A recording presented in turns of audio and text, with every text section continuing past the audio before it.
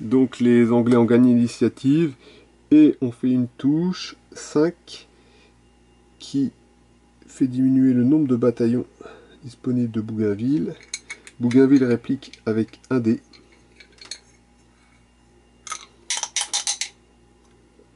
Un. Et ben. Donc là, Bougainville perd un cran de réputation. Johnson en gagne un et atteint la gloire en même temps qu'il occupe la forteresse de Louisbourg. Et donc c'est pas fameux, ça commence à sentir un peu le roussi du côté français. Donc ça c'est pour Johnson. Maintenant on va passer à Champlain. Loudun avance son armée de 1 sans déclencher de combat puisque c'est un emplacement de wilderness, ce n'est pas une fortification. Ensuite 3 loyaux. Braddock avance son armée encore qui s'approche dangereusement de Montréal. Il va falloir réagir. Pour l'instant, il n'y a pas de combat à ce moment-là, puisque ce n'est pas de fortification. Et enfin, Forbes avance l'armée des Grands Lacs, non pas de un emplacement, mais 2 emplacements. Et donc ça devient très critique. Ça devient critique. Là, la phase des Britanniques est terminée. On va regarder la phase de jeu des Français. Les Français ont 2, 3, 4, 5. 5 points d'action. Même s'il est inactif, il donne ses points d'action. 5 points d'action. Premier point d'action déjà, on va utiliser un trading post pour donner un bataillon supplémentaire à Vaudreuil.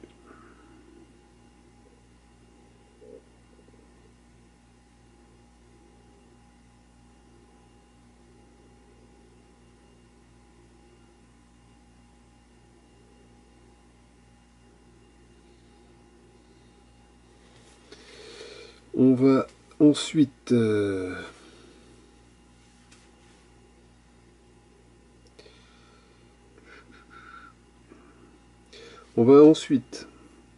utiliser un point d'action pour que Vaudreuil attaque, aidé de la milice de Québec qui peut être utilisée sur la traque Champlain. Attaque, non, sur Loyau, non, c'est pas possible. Il va être...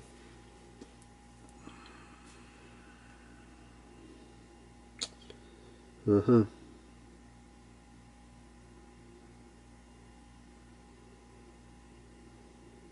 va utiliser Vaudreuil tout seul. Qui va donc attaquer Braddock.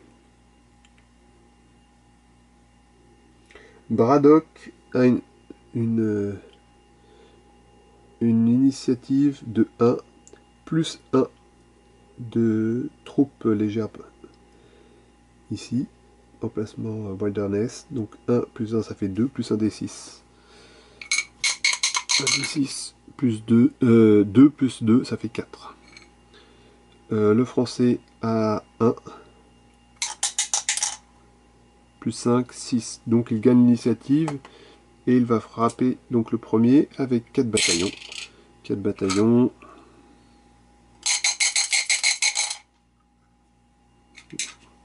Bon, on recommence. Sur 5 et 6, on inflige une touche. Là, il y a simplement un 6. Donc, Braddock perd un bataillon. Et il réplique avec un dé. 4. Donc là, il n'inflige pas de perte. Et il perd donc cette bataille-là. Donc son cran sa réputation diminue d'un cran. Celle de Vaudreuil, qui a combattu, augmente. L'armée de l'Ohio retraite de 1.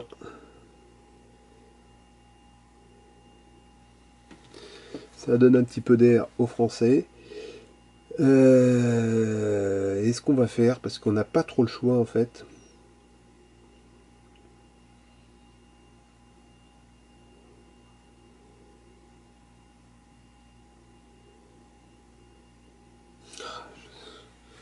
C'est difficile.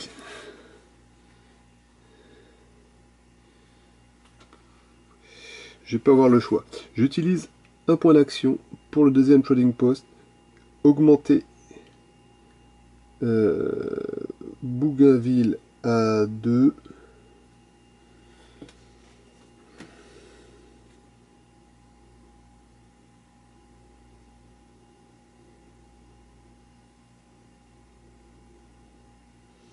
J'utilise un point d'action pour que un Français, un commandant français qui a déjà attaqué ce tour-ci puisse attaquer de nouveau de manière gratuite sans dépenser un point d'action. Donc Bougainville qui a 2 d'initiative, c'est intéressant, ça pourrait repousser. Parce que le problème c'est que au prochain tour, Forbes qui avance de 2 va avancer ici et ici. Déjà on va perdre les 2 trading posts. Ensuite de ça, il va être sur Montréal. Il est toujours possible de fortifier Montréal, mais bon, perdre 2 trading posts comme ça, ça va essayer de faire quelque chose. Donc, je vais jouer cette carte-là qui me permet de faire attaquer de nouveau Bougainville face à Forbes. C'est dommage que je puisse pas lui donner une troupe auxiliaire, ce serait bienvenu, mais là c'est pas possible, il n'y a rien qui colle. On peut pas donner la milice de Québec dans la piste des Grands Lacs, donc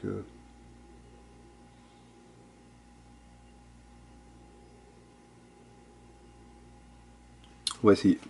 Donc Forbes 2 plus 1, puisque c'est un emplacement Wilderness, ça fait 3, plus un des 6. Ah, je le sens mal. Ah, 3 plus 2, 5. On aurait peut-être une chance. Bougainville à 2, plus un des 6.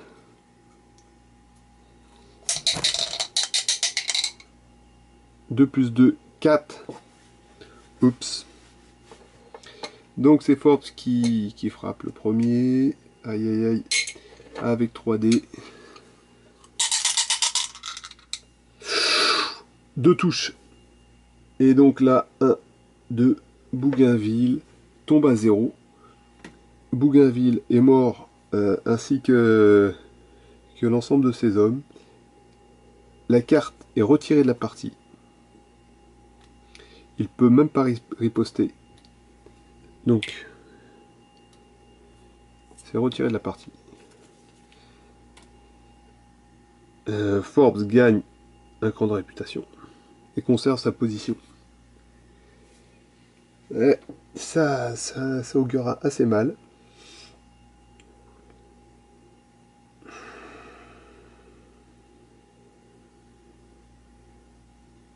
Bon. Je vais, pour un point d'action, utiliser cette carte d'action-là qui me permet en gros de piocher 3 cartes safe. Alors bon, en espérant avoir des bonnes cartes, peut-être quelques cartes qui me manquent. 1, 2, 3. Si ces cartes-là sont des leaders britanniques, je vais les placer bottom. Autrement, je vais les jouer. Ah! Bon, ça c'est excellent. Lévy, qui est un des 2 avec mon calme, commandant français les plus forts, arrive en jeu. Ça c'est super. Je regrette pas d'avoir utilisé cette carte l'appel de Versailles à ce moment-là, puisque ça me permet peut-être de l'utiliser tout de suite. Donc médiocre. J'aurais peut-être même dû le faire en début de tour.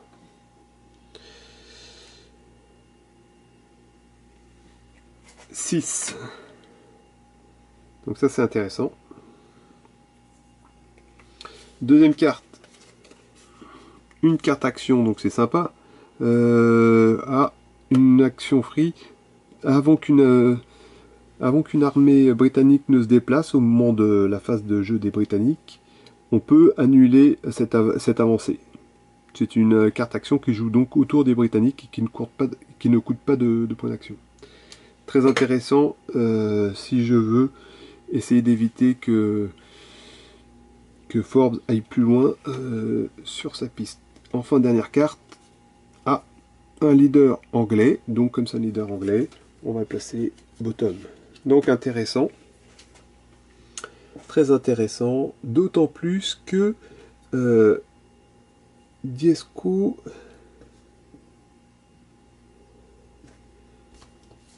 a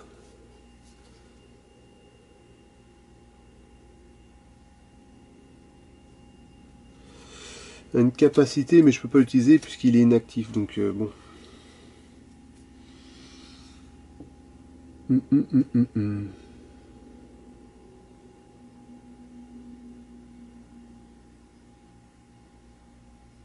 Donc c'est terminé puisque les Français n'ont plus de points d'action disponibles. C'est terminé pour ce tour-ci. Et nous allons donc procéder un peu de maintenance. Il redevient actif. Enfin.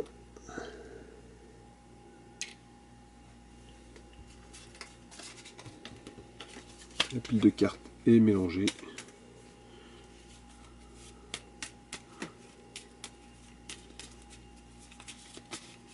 Hop.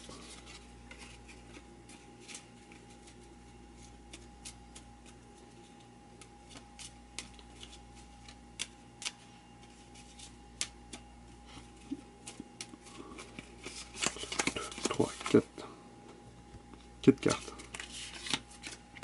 Première, provinciale. Alors donc ça c'est les troupes auxiliaires des Anglais.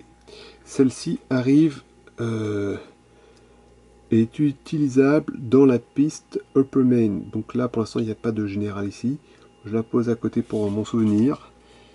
Mais le tour où cette armée-là va être dirigée par un commandant et il va y avoir combat, il va falloir utiliser cette carte-là pendant toutes les batailles pour ce tour-ci, le tour en question.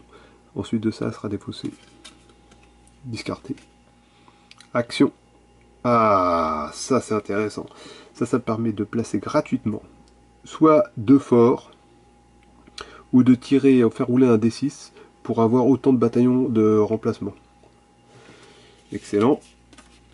World Event. Ça c'est une carte qui touche les Indiens.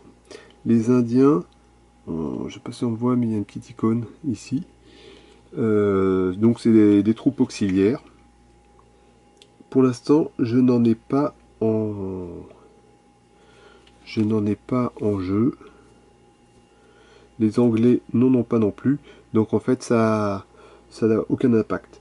Mais autrement, c'était les épidémies qui frappaient les Indiens. Et donc on fait rouler un dé sur 1, 2, 3. La carte est discartée. Sur 4, 5, 6, il ne se passe rien de spécial. On voit pas très bien. Je pense que je vais mettre ma main de carte sur le côté. Ça, ce sont mes cartes disponibles en main. Hop.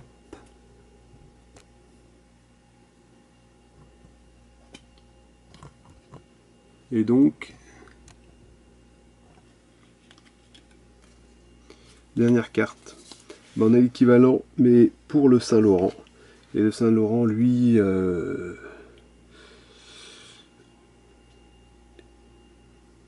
est commandé par Johnson, donc on risque d'utiliser cette carte-là très rapidement. C'est terminé pour les 4 cartes. Les Anglais avancent en fonction de l'ordre de priorité des pistes. D'abord Saint-Laurent, qui arrive au Saguenay. Donc là, il va falloir faire quelque chose, parce que là, ça commence à être critique. Mais pour l'instant, il ne se passe rien. Ce n'est pas une fortification. 2. Champlain. Donc Loudun avance sur Carillon, Fort Carillon, ici.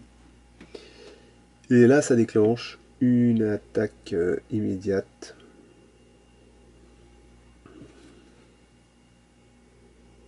Je ne sais plus trop où était Diesco, si c'était...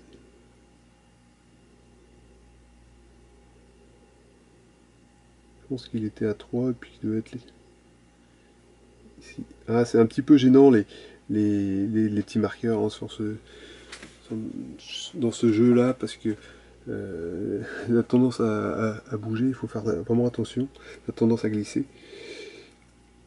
Donc là, on a Johnson, on n'a pas Johnson, on a Loudun qui arrive sur Fort Carillon.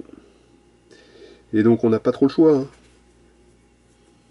Sur Champlain, il va falloir opposer à Loudun le chevalier de Lévis.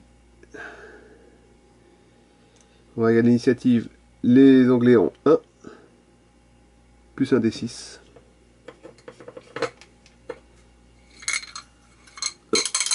1 plus 1 D6, 1 plus 4, ça fait 5. Les Français ont 2, plus la défense de la forteresse, ça fait 3. 3 plus 4, ça fait 7, donc avantage aux Français. Qui 3, 4, 5, 6, qui vont tirer avec 6 dés.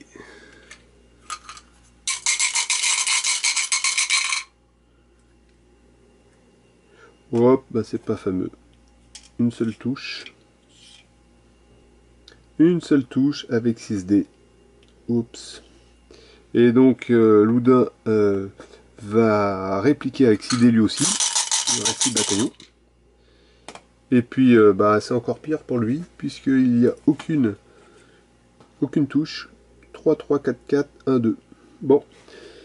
Contre toute attente, Lévy arrive, malgré son résultat médiocre, arrive à repousser Loudun, qui perd un rang de réputation, alors que Lévy en gagne 1. Et pour l'instant, Fort Carillon est sauvé. Donc on va passer à la numéro 3, qui est l'Ohio. Braddock avance son armée de 1, qui n'est plus qu'à 1 emplacement de Montréal. Oui.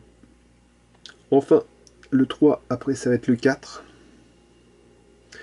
Et pour le 4, le français va utiliser cette carte gratuite à jouer gratuitement pendant la phase de Britannique, avant qu'une armée britannique avance ce tour. Ah, il faut réduire, c'est pas qu'on supprime complètement, mais on réduit son avancée de 1. Donc elle aurait dû avancer de 1, 2, de 1, 2, elle va avancer simplement de 1. Donc là, également, le poste de traite est complètement perdu.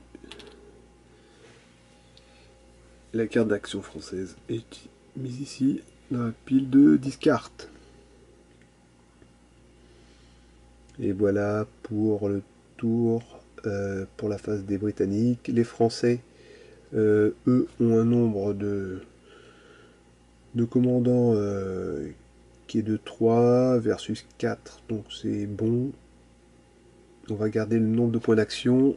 On en a 5. On en a 5.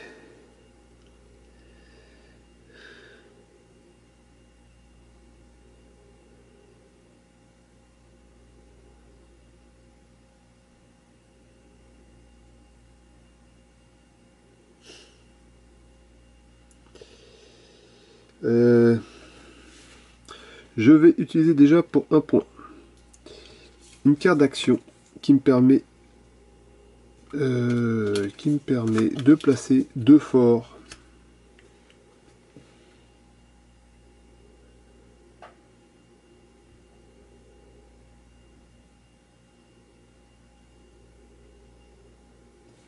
Non, j'ai pas envie de l'utiliser tout de suite. Pour un point d'action,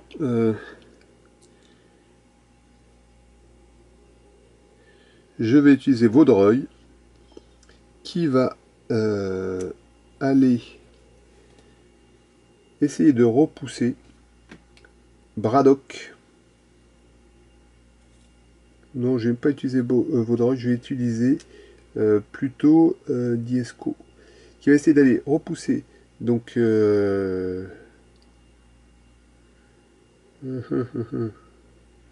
sais ce que je vais faire. Pour un point d'action, avant tout, je vais utiliser mon trading post pour donner un 4e bataillon à Diesco. Pour un deuxième point d'action, je vais dire que Diesco s'engage à faire un combat dans la vallée de l'Ohio face à Braddock. Braddock a donc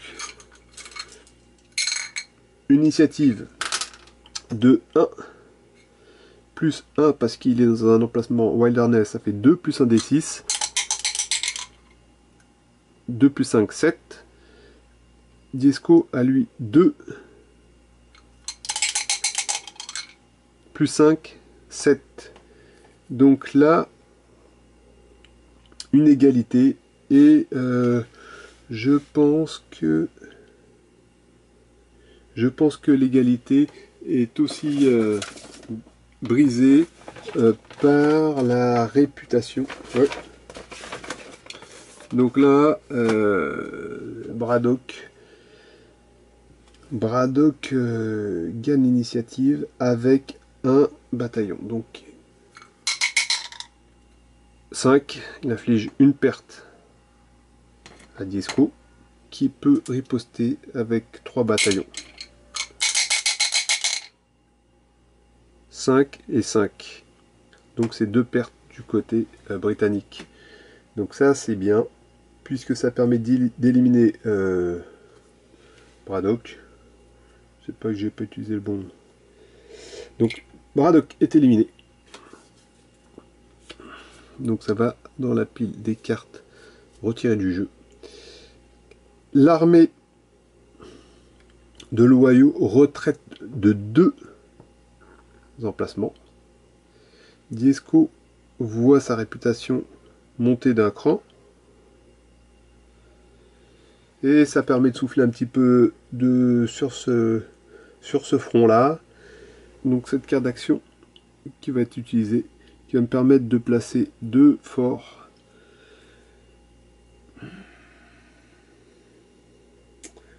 J'ai envie d'en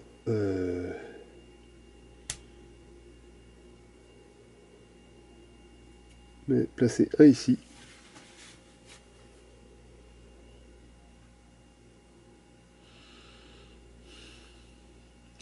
Et bon, pour l'instant, et je vais en placer en prévision un sur Montréal. Je pourrais en placer un aussi sur un emplacement qui est un trading post. Mais là, cette armée-là ne va plus avancer, en tout cas pas dans les médias. Je vais le mettre sur Montréal. Ça va donner une chance si jamais une armée, si une armée pénètre dans Montréal et Montréal n'est pas fortifié, pas défendu. Qu'est-ce qui se passe? De partir avec tout de suite, le joueur a perdu. Si par exemple une armée arrive dans Montréal fortifié, là il y a donc un combat et donc ça donne une chance aux joueurs français d'éliminer l'armée qui a envahi Montréal en gagnant la bataille avec un peu de chance. Pour le moment, on va faire ça comme ça. Et puis, on va pouvoir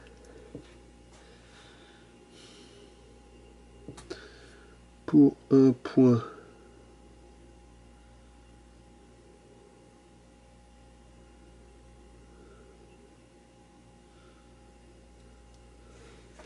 tirer avec l'action de Lévy, c'est tirer une carte une fois par tour. Je prends la pile de 10 cartes et puis au hasard je vais tirer une carte. Soit j'ai décidé de la laisser dans la discard, si c'est une carte qui est favorable aux Anglais. Si elle est favorable du côté français, je vais pouvoir la placer bottom dans la pile, et donc elle va revenir en jeu plus tard.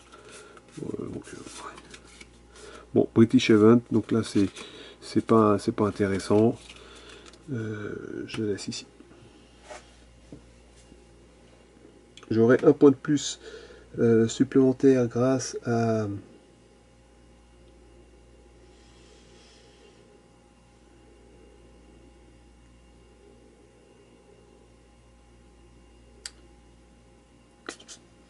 ouais, donc grâce à la capacité de Disco, mais je vais pas l'utiliser, j'ai qu'une carte action que je vais peut-être garder pour plus tard. Pour l'instant ça va être tout. Donc je récupère tous mes petits marqueurs. Et puis ça va être un nouveau tour de jeu.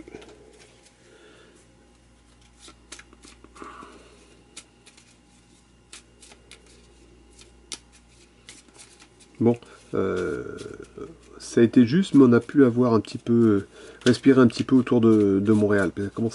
La pression commençait à monter beaucoup. 1, 2, 3, 4, 4 cartes. Première carte. Ah, bonne nouvelle. Le commandant de la Nouvelle-France, le commandant historique, Montcalm, qui arrive avec une réputation de 3, 8 bataillons, et en plus, il peut participer à deux batailles par tour. Donc c'est la carte que j'attendais en fait. La carte qu'on attend en fait à chaque partie en fait, puisque c'est la carte la plus forte du côté français. Par contre c'est sur médiocre. Ouais. Ok. Ça c'est bon. Ensuite on a Monroe. Donc Monroe, leader anglais, qui va arriver 3 et 2, 5. 5 c'est non, c'est Saint-Laurent. Donc Saint-Laurent, il a une réputation qui est correcte, donc il va rester là. On va suivre. Après c'est Champlain. Il y a quelqu'un à Champlain. Mais c'est Loudun. Et Loudun est en disgrâce. Donc là, je pense que Loudun en disgrâce, je pense que Loudun va être limogé et donc être placé bottom et revenir plus tard en cours de partie, mais pour l'instant, il n'a pas eu d'excellents résultats et Monroe va le remplacer.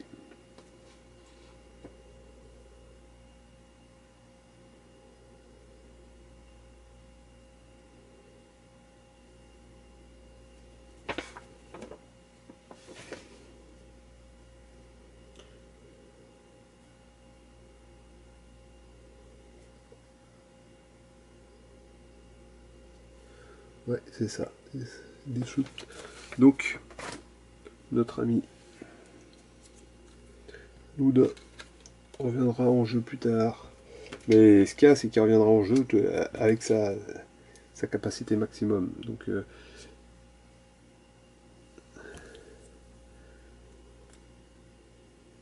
réputation médiocre. 2 bataillons.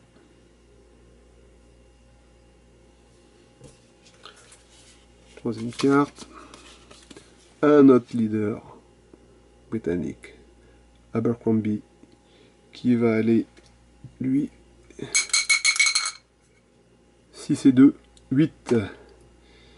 8, 8, 8, 8, ben, ça doit être ici. Et c'est sur médiocre, donc il ne va pas le remplacer. On va suivre l'ordre 1, Saint-Laurent s'est occupé. 2, Champlain. 3, la vallée de l'Ohio qui est libre. Et donc,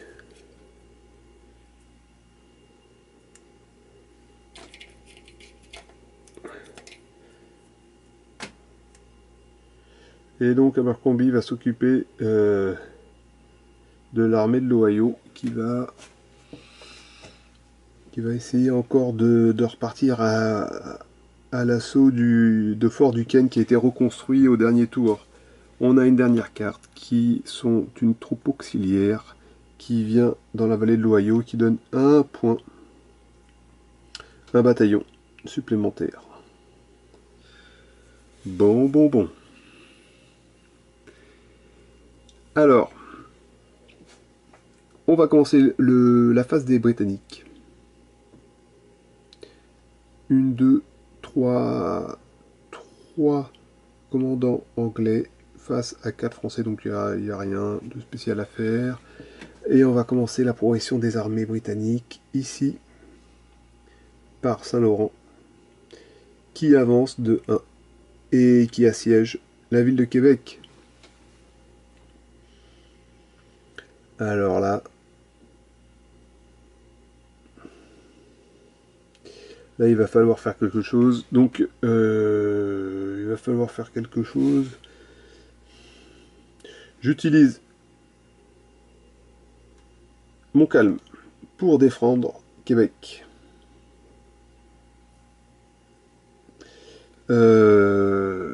L'initiative de Johnson est de 1 plus... non, c'est tout. 1 plus 1 des 6. 1 plus 1, 2. Bon. C'est sûr qu'il va perdre face à Montcalm qui a déjà 3 en partant. Donc, Montcalm va commencer le combat. 2, 4, 6, 8. Bon, alors il faut une 10-12 dés hein, qui ne sont pas fournis avec le jeu, mais ça montre quand les commandants un peu costauds rentrent en jeu, il y a pas mal de dés. Donc 8 dés pour Montcalm.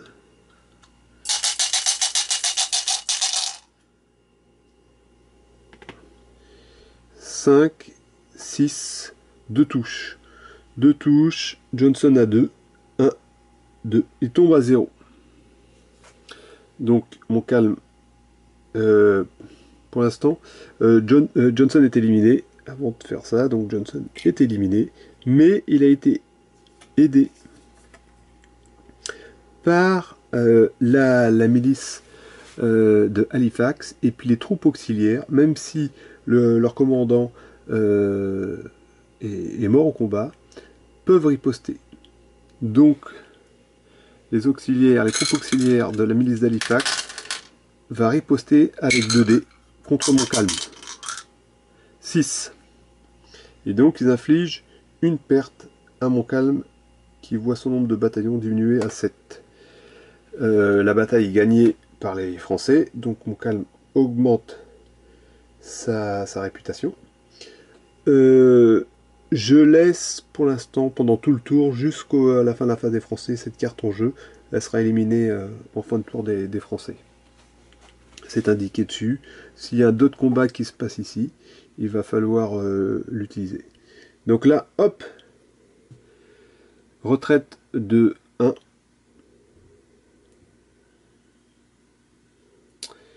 Et donc on va continuer avec 2 Champlain. Champlain, donc Monroe, qui part à l'assaut de Fort Carillon. Et là, j'aurais envie de opposer à Monroe Lévis. Lévis qui va défendre Fort Carillon.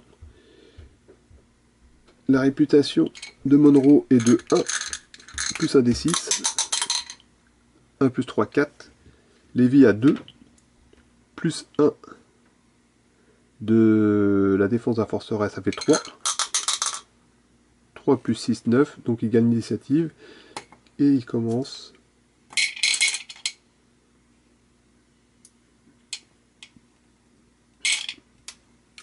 Il donne l'assaut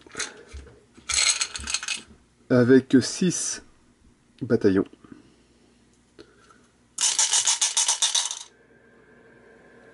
Et donc on a une, deux touches. Deux touches, une, deux. Monroe est défait. Et donc, ça, il ne réplique pas, ne riposte pas. On a sa carte qui est éliminée. On a Lévy qui gagne un cran en réputation. Et l'armée de Champlain qui retraite d'un emplacement. Maintenant, l'Ohio. L'Ohio, nous avons Abercrombie qui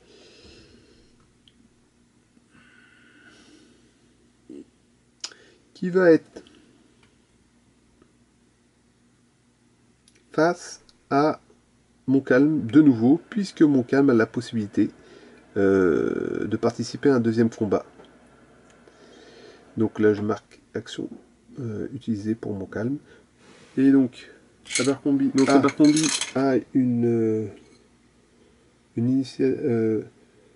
valeur de 1 plus 1 des 6 pour l'initiative. Donc 1 plus 5 ça fait 6. Face à Montcalm qui a 3 plus 1 pour la défense du fort, ça fait 4, plus 1 des 6.